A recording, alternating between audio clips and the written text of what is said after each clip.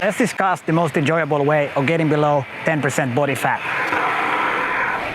A lot of people miss out on having an actual great experience when losing weight. Even though I've been really busy and spent less time at the gym, once I got my mindset locked on having a less than 10% body fat, my current weight loss journey has been by far my most enjoyable one.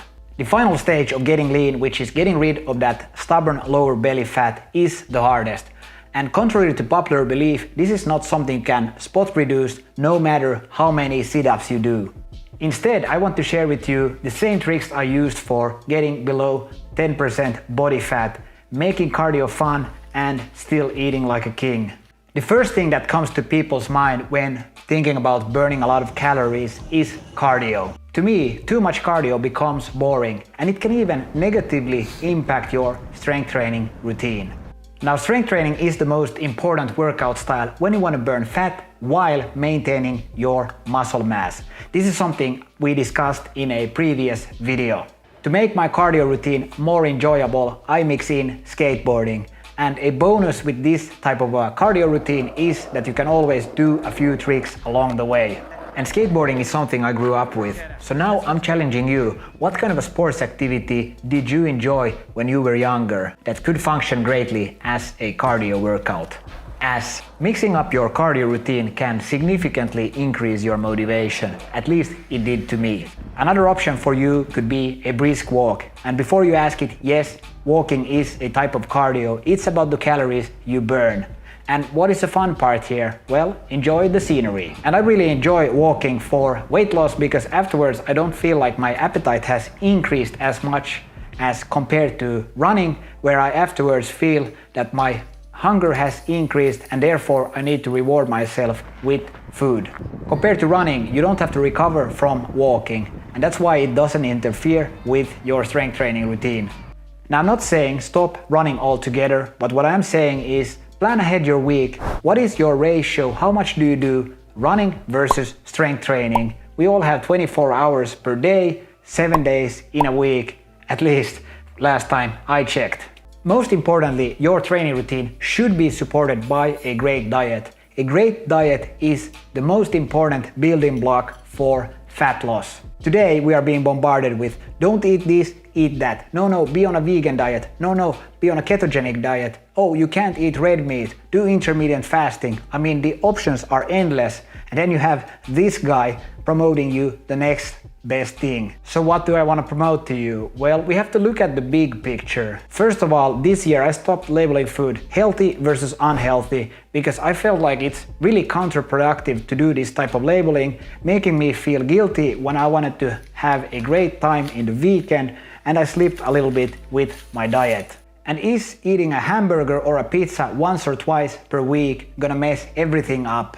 Well, not necessarily, because it really comes down to doing the basics well most of the time. So I focused on most days eating 25% less than I burned.